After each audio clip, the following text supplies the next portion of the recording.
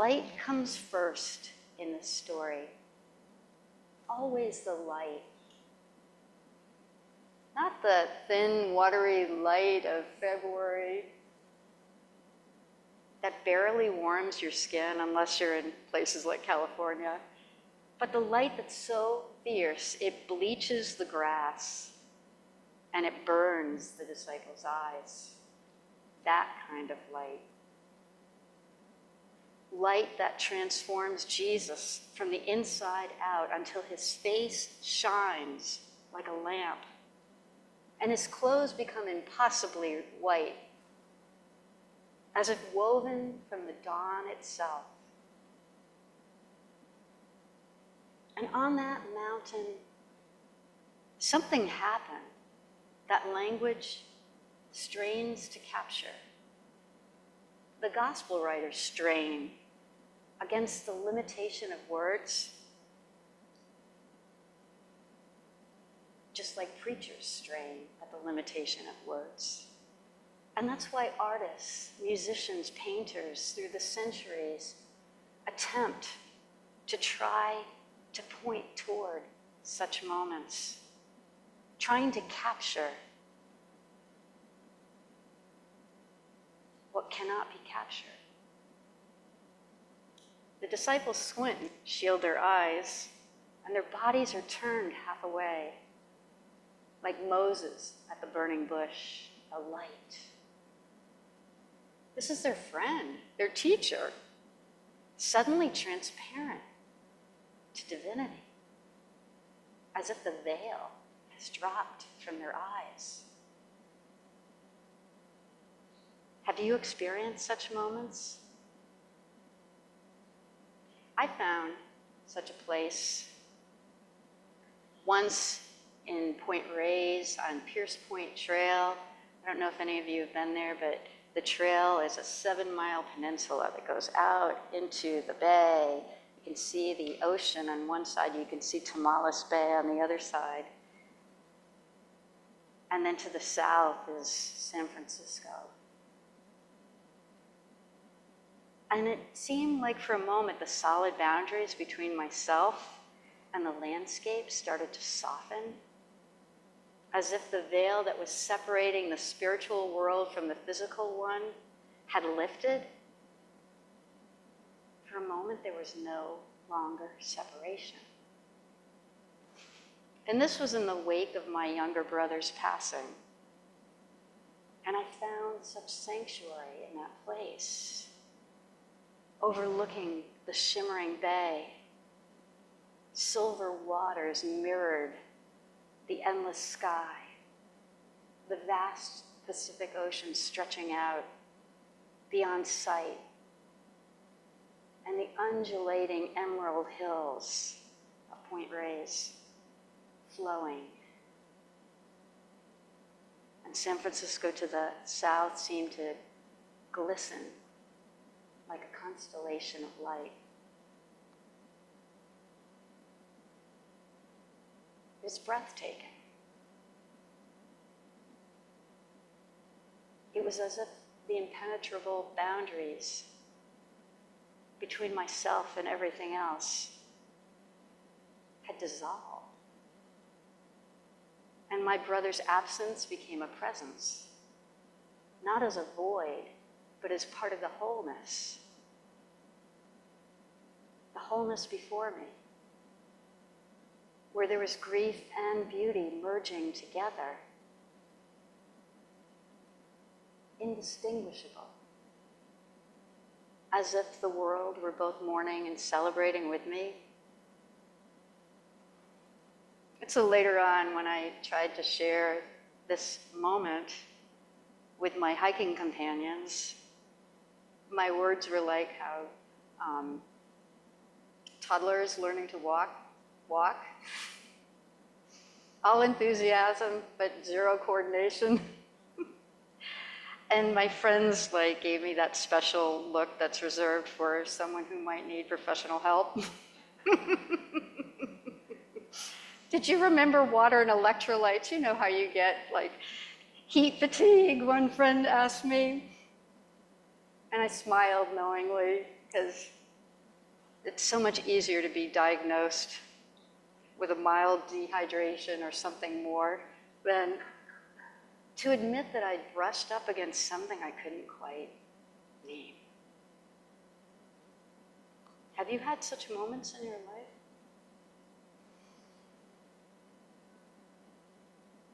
What strikes me about these two stories, about light and about mountaintops and about divine encounter, epiphany, Moses on Sinai, Jesus on the Mount of Transfiguration, it's not the ascent, but it's the return. Glory is never the end of the story, it's the middle of it. Moses carries the commandments down to the people who begun dancing around a golden calf.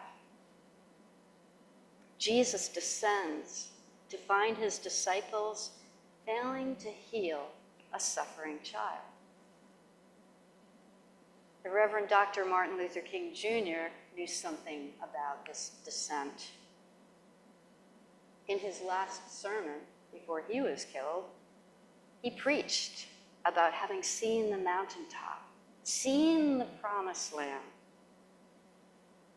But he didn't remain basking in that view, did he?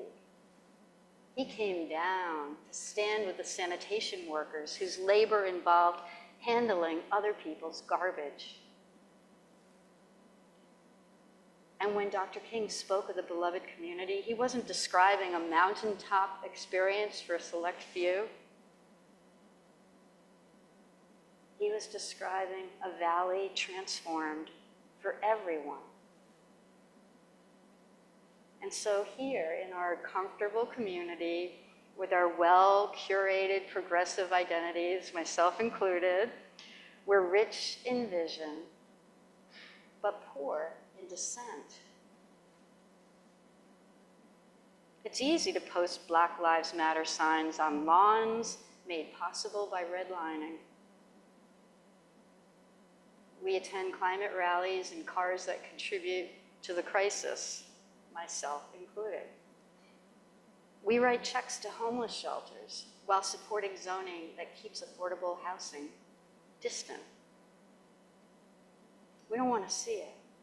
I don't want to see it. We need to see it. Like the disciples watching Jesus shine, we are witnesses to glory. But we keep trying to dwell in places on the mountain. Little shrines to preserve our glimpses of transcendence, rather than carrying the light back down to where it's needed. Maybe Sunday worship is that place where we come to seek that light so we can go where the mission really begins to go forth in our lives. And there's so much in these readings about veils, clouds, not being able to see, things being obscured, veils. The Hebrew scripture says, after Moses spent time in God's presence, his face shone so brightly that he wore a veil in public. Brings back memories of my early experiences as a Catholic. We wore veils. I wonder if the veil served another purpose, not just dimming his brightness to protect others, but protecting something vulnerable inside of himself. The vulnerability of having been changed by an encounter he never sought out. A transforming moment. Epiphany. I mean, that's what the season. Today is the last day. Epiphany. Insight. Paradigm shift. Change. We all wear veils of one kind or another. Excuse me, maybe to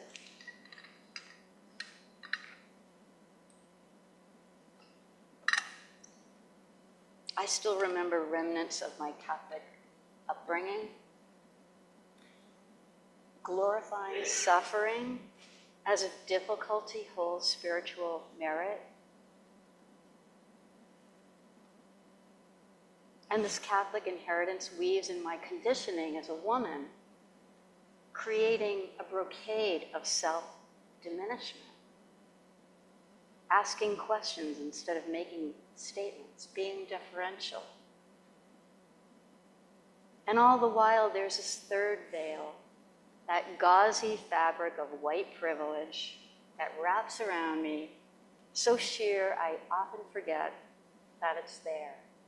We all have veils. And I think Dr. King saw through these veils better than most. He named them the triple evils of racism, economic exploitation, and militarism that warp our vision and call us to see clearly. The mountaintop for Dr. King, for Moses, for Jesus, was never about escape, but about perspective.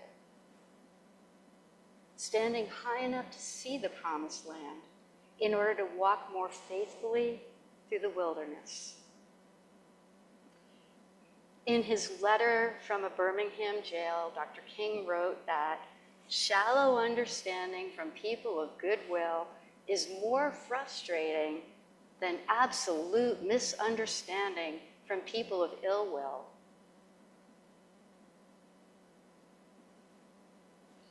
I wince when I read these words, recognizing myself. Sometimes collecting enlightenment like a sash from Girl Scouts merit badges without allowing it to deeply change me. Change how I live.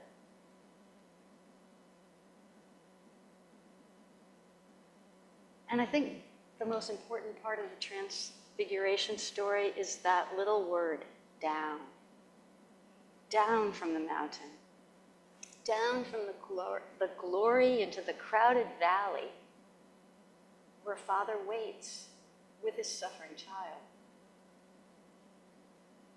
This downward movement is the heart of authentic faith. The holy doesn't hover above human need, but moves toward it, incarnate in the flesh. God doesn't maintain altitude, but chooses descent. Light doesn't remain abstract, but it takes on flesh and bone. Some years ago, I met a woman who worked as a bookkeeper for a transitional housing program. Exposure to poverty didn't cause her to retreat into the numbers. It opened her up. It opened her heart, and her heart stayed open, and she began programs with her churches, pairing privileged families with families struggling in transitional housing shelters. Not for charity, but for mutual learning. I met another woman who was transformed. She's a first-generation immigrant, transformed from a photograph. A boy in Central America in tears, separated from his parents. She created a preschool for children from Guatemala called Nueva Esperanza, New Hope, here in Oakland. She inspired a number of us to accompany transgender women from Honduras seeking asylum, advocated at detention centers, and secured housing for refugee families. These are just two stories about members of this faith community. And I know that there are so many more that we have yet to share and yet to create. Dr. King would have recognized these impulses. True compassion, he said, is more than flinging a coin at a beggar. It comes to see that an edifice that produces beggars needs restructuring.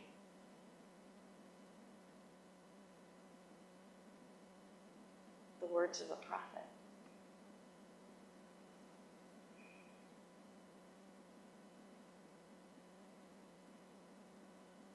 As we move into our golden years, some of us here, with our carefully tended retirement accounts, what would it mean to follow these examples? Not just to care about justice in the abstract, but actually to move close enough to injustice that it ceases to be abstract, that it's personal.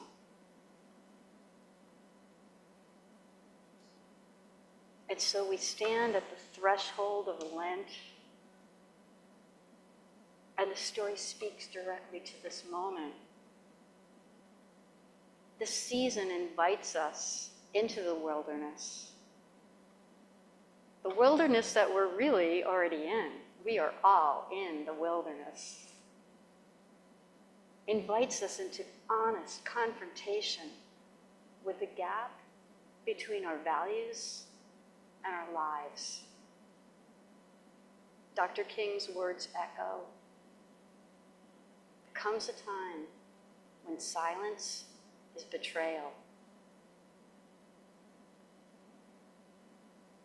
What silence have we maintained that needs breaking? What conversations have we avoided? What comfort have we protected at others' expense? For some of us, the wilderness ahead may involve racial reconciliation that moves just beyond land acknowledgments to supporting Indigenous land recovery personally. And beyond book clubs to transferring personal resources to Black-led organizations. For others, it may involve environmental justice, using our privilege to protect those most vulnerable to climate change, particularly in neighborhoods where asthma rates soar among children, especially children of color.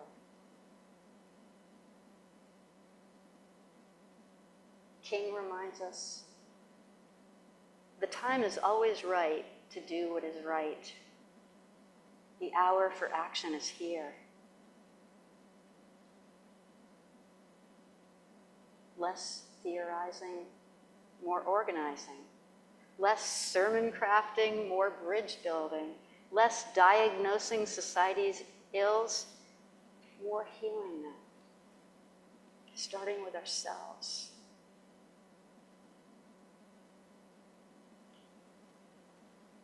Whatever wilderness lies ahead, remember, we have glimpsed the light.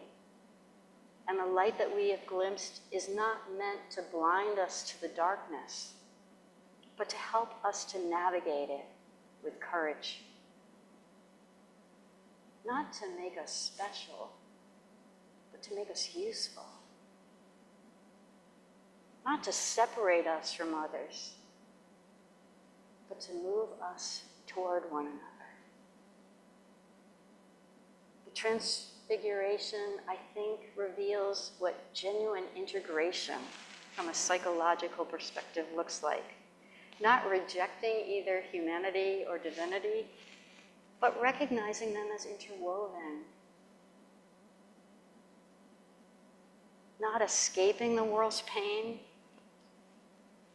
but engaging it more fully, including our own.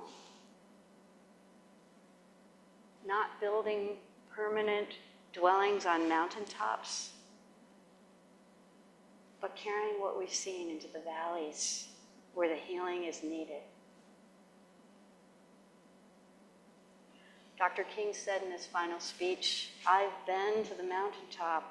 I've seen the promised land. I might not get there with you, But I want you to know tonight that we as a people, we will get to the promised land.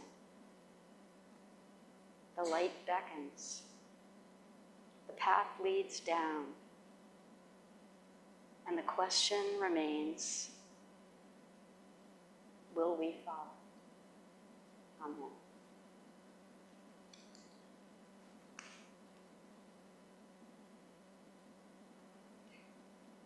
And now we take a moment to bring to mind our prayers. And this is your time as well. So we have a couple of mics that we can pass around. Let's just take a moment of silence.